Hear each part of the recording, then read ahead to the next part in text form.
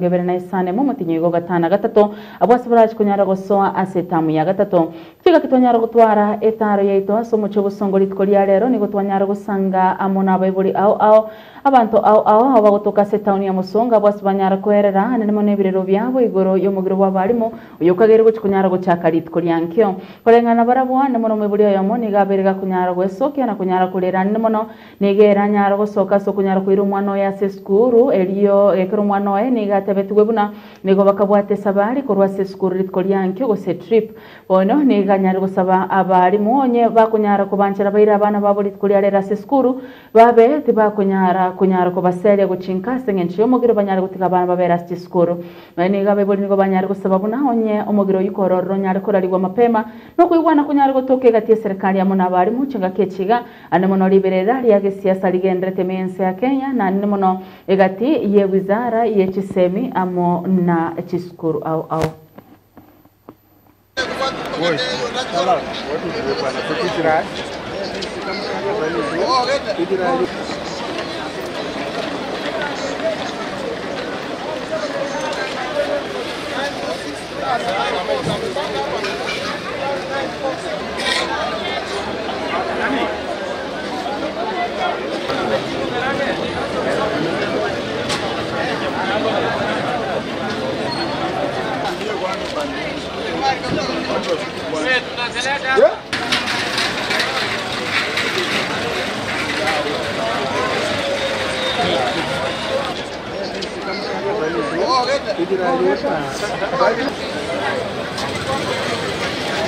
Oh yeah.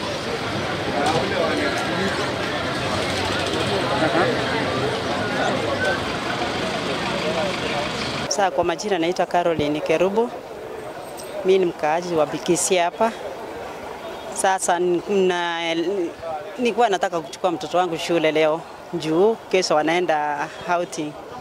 Sasa ndio nashinda sasa kama kesho itakuwa mgomo. Ikikuwa mgomo itakuwa aje?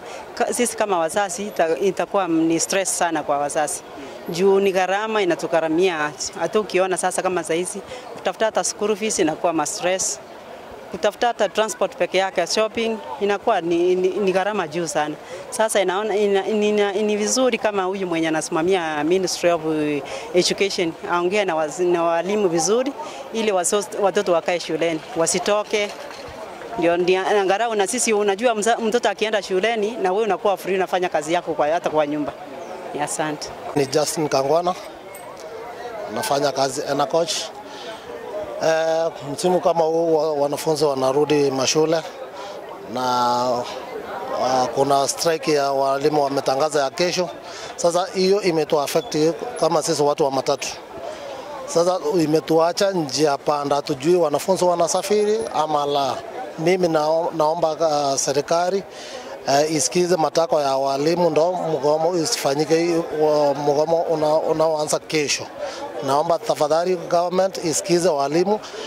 Vile mimi naunga mkono matamshi ya the president of the Supreme Court Koome alisema hizi bursaries MPs wanapewa, governors wanapewa, wajumbe wote wanapewa, ziwekwe pamoja ili shule zikuwe za free kama regime ya Mwai Kibaki. Shule zilikuwa za free.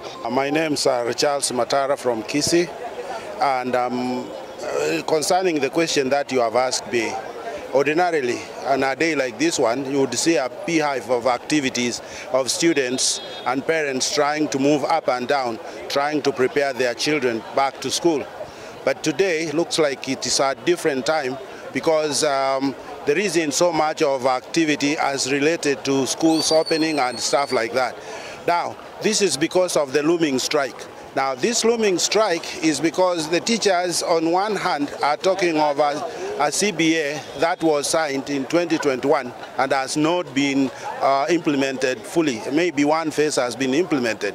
At the same time, they are also using the exam period as a bait to try and squeeze the government to the corner. Tua Collins Otieno, mimi ni mkaji na mfanyabiashara hapa Kisii.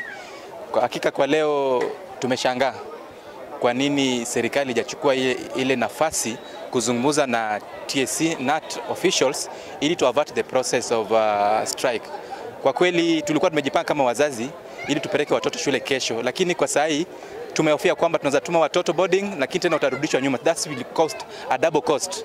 So hata baadhi ya vitu za shule saa hii imepanda juu zaidi. So we are appealing to the government, let them have a broad-based conversation, a very friendly conversation with the teachers, with the NAT officials, with the